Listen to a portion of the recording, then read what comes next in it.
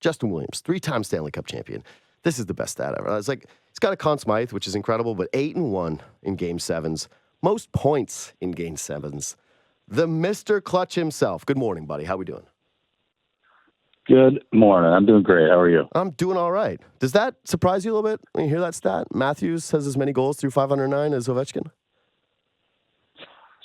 Surprised me? I think so. Yeah, you said it, and made me think. That definitely just makes you think. Wow, right? Yeah, interesting. Yeah, and we always revere. Alex is probably the best goal scorer ever. I know he's probably the best goal scorer I've ever played with, probably that I've ever seen.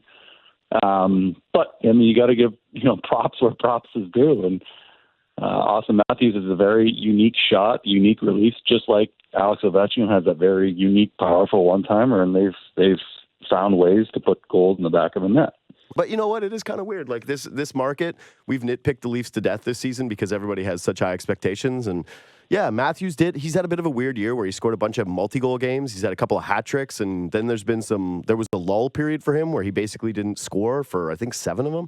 And people went, oh my God, what's happening here? Now you just kind of look up at it and it's like, okay, all right, 25 and 28. Maybe I get a little bit of the stuff when it comes to media and the pressures of this market. But I want to ask you about Ovi, because you did play with the guy, and I was talking to someone yesterday that wrote this big article about his start to the season. You're aware with what's going on with him right now, right?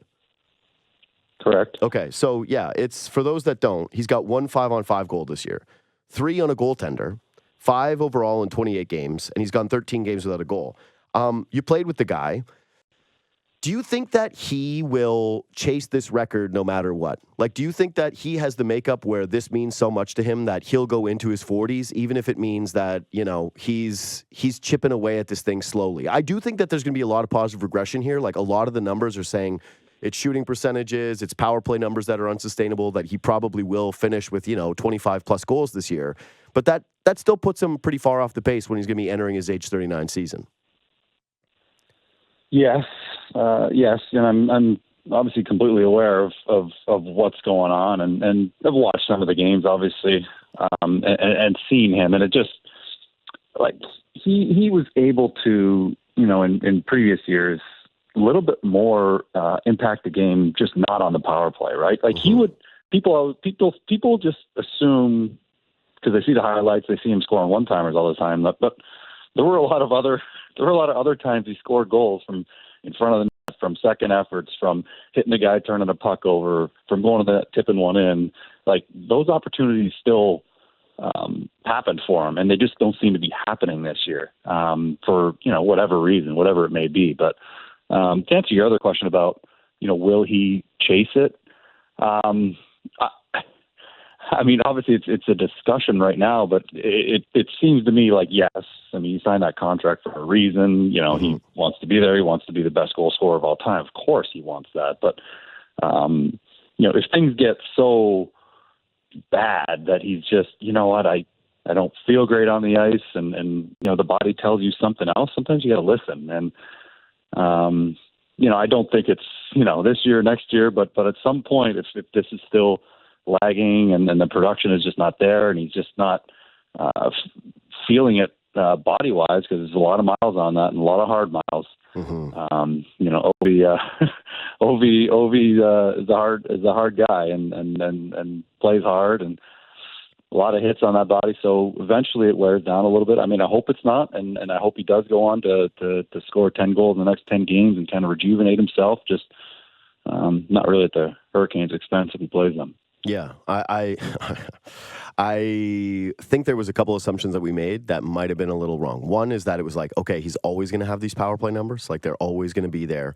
And so that alone should be able to get him to the record. Now I'm not as certain about that, especially given some of the other guys that are on that power play. 2 is that, all right, he's 38, but I think a lot of us were basically just always looking at him saying, he'll be new Yager. He's such a big, forceful player. He'll find a way. But you said it. He's so much more physical, and those miles are so much harder that I don't feel that same confidence anymore. I just wondered, hey, whatever. I feel like when he goes back to Russia, he's got a team of like 84 doctors that are working on his body every single summer to get him right back in shape to make sure that he's good to go.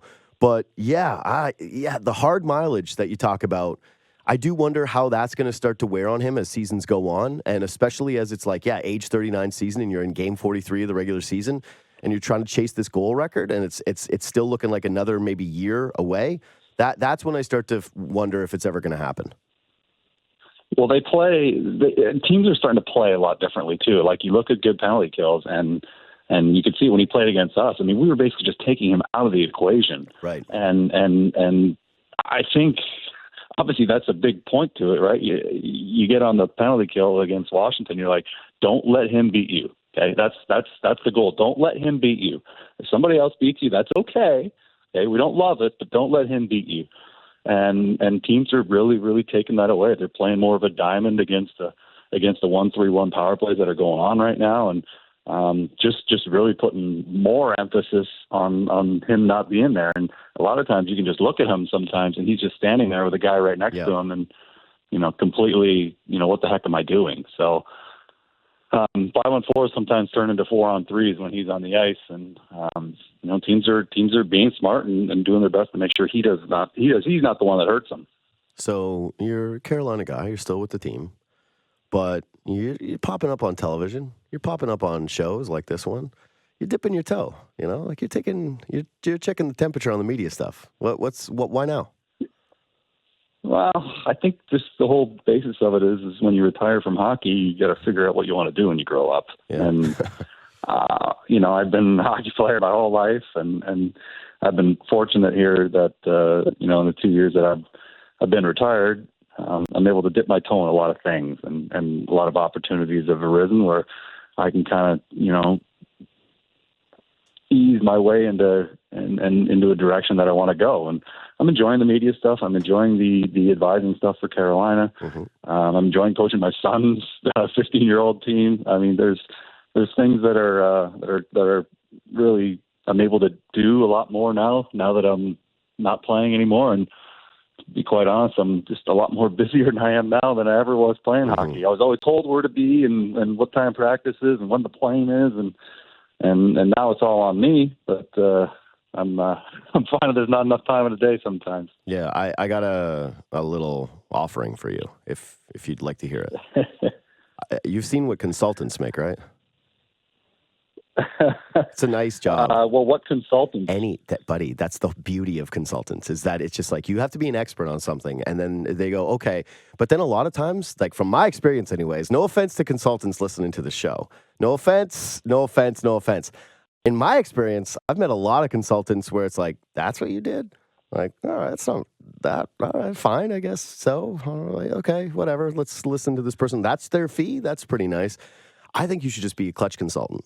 I think that you should just go team to team, town to town, knocking on doors and telling people what you think about Clutch and consult them on that, and then charge an exorbitant fee for you to basically give some series. The problem with this plan, though, I will admit, is that because I'm giving you this idea, I want you to give me kind of what you think it is for free, and don't worry, we'll drop this part from the podcast. But seriously, you are, man, like you are Mr. Game 7.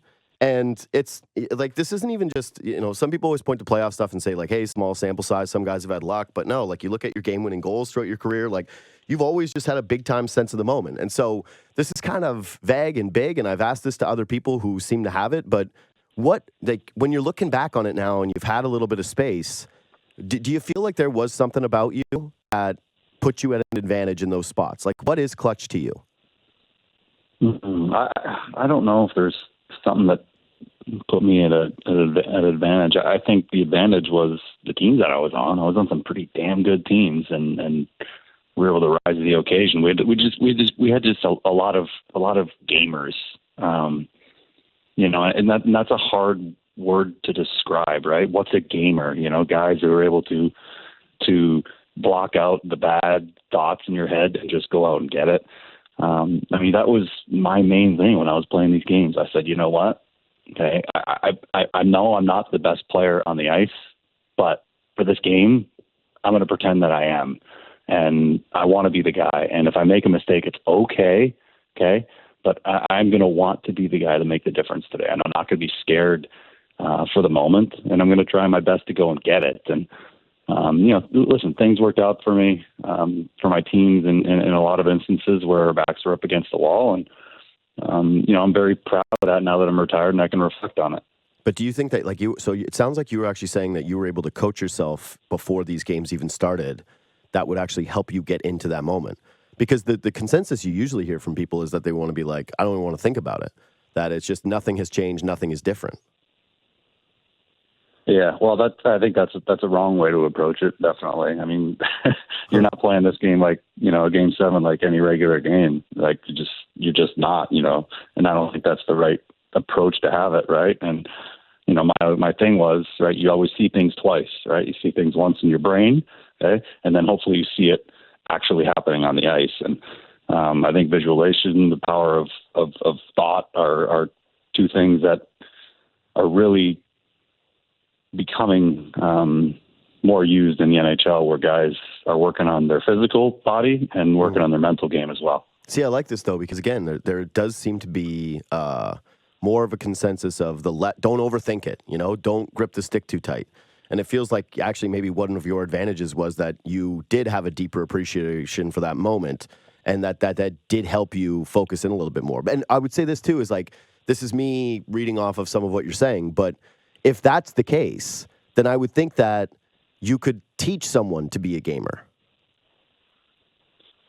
I think you can teach certain parts of it, but I mean, listen, that's the hardest part of it. If you go to a golf event, right, and you watch the guys on the range, I mean, who looks different, right? Everybody's got a swing and everybody pierces the ball and everybody can hit every shot in the bag. But when they go out on the course, okay, that's where it changes, right? Can you hit the shot when you need to? Can you make the putt when you need to? Can you, can you just rise to the moment and hit the shots that you can over and over and over again? And it's the same thing for every sport, right?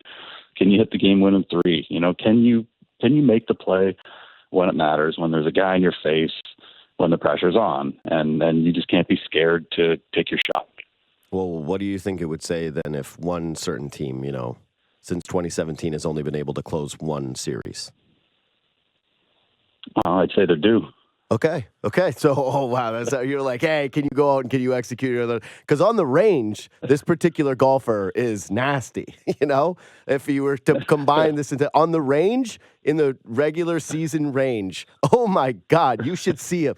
Ball striker, gorgeous swing. It's lovely to watch. You're thinking maybe long drive competition, but then the actual big putts. Struggling a little bit. And I don't know if you can teach that out of someone or if there is a certain accumulation of scar tissue that ends up happening where it's harder to focus in the way that you did or block out the failure, the way that you probably didn't experience as much. And I know you didn't. Yeah, no. I mean, listen, yes, there is scar tissue that is there, right? And it makes it even harder, right? Obviously, when you have success a little bit earlier, every snowball starts from a little tiny one, right? And, it can accumulate, and it can accumulate both ways. So obviously, yes, it's easier when you've had success early. Just like you score a goal in the first game of the season, you're like, okay, now I'm on a roll. Now I can get rolling, as opposed to not scoring the first 12 games, and now all of a sudden you think about it more, and now it becomes an issue, right? And, that might be where Toronto is now, being like, okay, I'm assuming that you didn't name him by name, but I'm assuming that's who you're talking about here. So you make your own assumptions. You draw your own conclusions to who we're talking about in this conversation. It's a Rorschach test. Yeah, so obviously there is a little bit of scar tissue there that you got to just, bleed off and keep brushing away. And, they get a heck of a team. Everybody knows that. And, they're a team that is people, I'm not going to say scared to play, but if they had their choice, they probably wouldn't want to play them. Mm-hmm. Yeah, again, there's a lot of talent. It's just, when you see something over and over and over again materialize, like there's some trends where you go, okay, there's probably something to this, right? Like there's a reason why you get the moniker of Mr. Game 7 is because you go 8-1 in the Game 7s.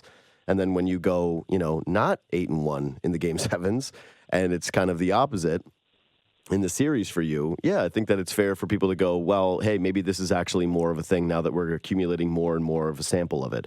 But when you did play them in 2017, and they played fast, they played free, they were up and coming, they weren't supposed to be there, they actually did push you guys.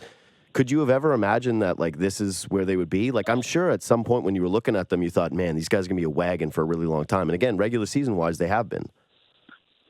Yeah, there was no doubt. We played them in Washington, and well, you said it was 2017? Yeah. I mean, it was that was, I think, 3 overtimes, a really close series, and that's exactly what I thought. I said, wow, this team is good, because they were young at the time, were expected to pushed us, like it was something. And, listen, they've run some really good teams themselves, right? It's not like they've lost the chumps, they lose to the teams that end up going almost the whole way, and sometimes the whole way. So, the way things are set up sometimes, there's some really good second round matchups that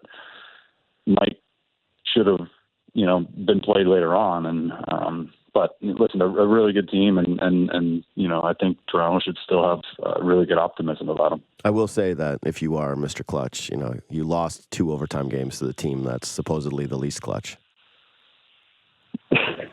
Who's that? The Leafs. You guys lost 2 overtime games to them that series. Yeah, that's right. It's sort of the one. It's basically the one hole in your resume. Is it's just like, man, look, I mentioned all those stats. I went over those numbers, but it's just like you put it all together at the end of the day, and you're like, what's this? And it's like 2017. Justin Williams lost twice in overtime. It was Kasperi Kapanen that scored 2 in overtime. Yeah, exactly. And maybe Bozak. Yeah. I don't know. Something like that. Exactly. It's just, those ones are tough, though. Like that's at least -1 of those 8-1 in Game 7s. It's more like 7-1 since you lost those 2 to the Leafs. Okay, so at the end of your career, though, you're age 38 and you're getting courted by a couple of teams. It makes sense that you went back to Carolina, and like you're there now. You clearly have roots there, and yeah, there's a very deep tie-in for you. But were you close with the Leafs? Did you really consider, you know what, I'm a Coburg guy, maybe I do this thing, maybe I join that team?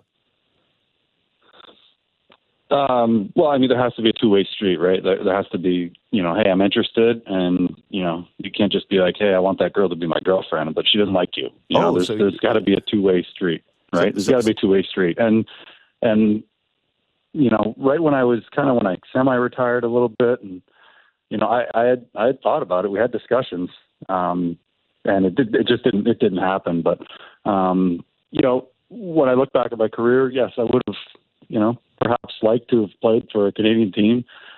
That's for sure.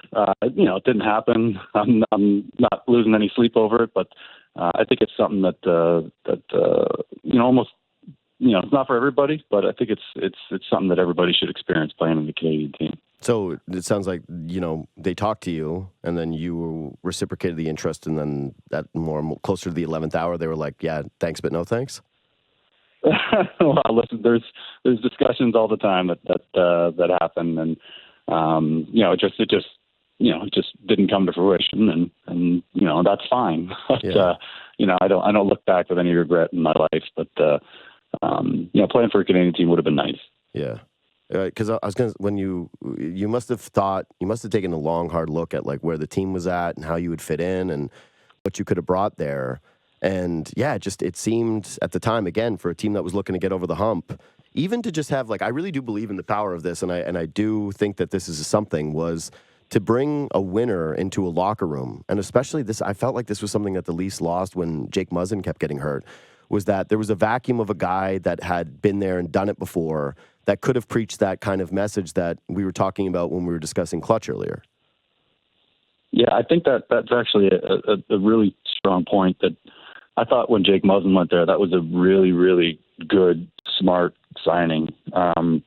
It really does help when you just look around and be like, this guy's won. Like, we're not alone here. Like, it just brings that extra element to the dressing room that maybe you need, right? Because the margin of error and the margin of difference between winning and losing in this day and age, it is so small. It's that little extra 1%. It's that little extra second effort. It's that whatever it is, the mentality. But he was a player that unfortunately hasn't played for a while and looks like might be done. But he was I think he was a really good pickup for Toronto. And they've tried to bring guys in, Ryan O'Reilly, that have this experience. But let's be honest, Toronto's got a lot of experiences themselves now. I wouldn't say they're a young team. They're a team that's like right in the window right now, and expectations are high. And I think, I guess to answer your question, yes, I think it's important to have guys like that in the dressing room, but it's not the end all be all. Yeah. No, I think that's it. Is that if you're trying to pin it as, okay, that's the reason you're going to win. That you're gonna drop the ball. You want to have talent. But to me, it's like you got to have a little bit of that blend. And for a team that had been through it that many times, and when you were available, I guess I'm a little surprised that they weren't a little bit more forceful with trying to bring you in, given that, this was something that they had kind of failed to accomplish over and over again. And whatever, they brought in other vets, but they also did bring in a lot of vets that hadn't won and that had a lot of track record of kind of getting close and then not really closing the deal. And I'll always look back on this and wonder, hey, how much of that mentality did seep in those moments? How much of that part of it, again, if we're all agreeing that there's a portion of it that does matter, like, and this is a life thing too, if you're with someone who's just a winner, you feel like you're going to go into whatever it is, like your pitch meeting, and you're going to do better, right? Like you be playing any type of sport, and if you feel like, oh crap, our team has this guy on it, and he's had this type of success, maybe this will, rub off on somebody even just a little bit. And so, I would say that that's a bit of a miss if that was, not appreciated enough, I guess maybe is the way to close it. Oh, well, I mean, thank you for the, thank you for that. But, listen, as I said, it was there. I'm not going to get too much into it. Sure. There was interest on both sides. It didn't happen. And, my last few years here in Carolina were great. We made it to a conference finals. Mm-hmm. I'm very proud of the relationships that I've cultivated here. And I'm hoping that, this team here that I'm working with now can get over, hump themselves, because that's what we're looking to do exactly as well. Right. Yeah. Made some jumps, not a young team anymore, just a team that is in the win now mode. And, hopefully it happens here. I will say on the behalf of Canada, we think you guys have had enough in Carolina. You've had enough. You can chill out for a while. It's fine. You guys can have a little bit of a down period. We're sick of seeing the pigs and we're good. You guys go suck for a while. You guys go be terrible. Let a Canadian team win. Stop stealing stuff from Canada. Hey man, this was really fun. Again, congrats on everything. And I do hope that, the media stuff, your son, the stuff with the Canes, like all of it continues to be a success. And I do appreciate the time today. All right, my pleasure. Thank you. Take care.